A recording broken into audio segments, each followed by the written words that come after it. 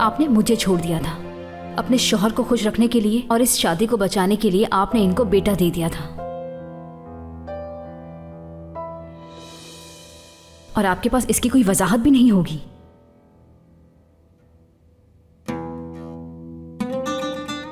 सही कहा।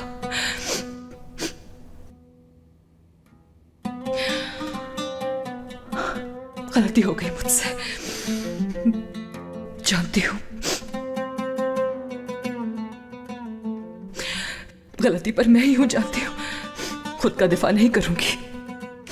काश कि मैंने वो सब ना किया होता, चाहे के सामने कोई भी वजह होती।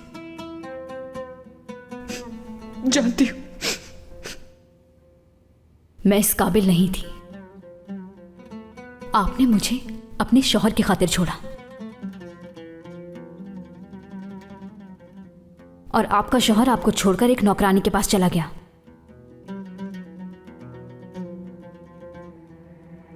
आपका शौहर नसरीन को पसंद करता है।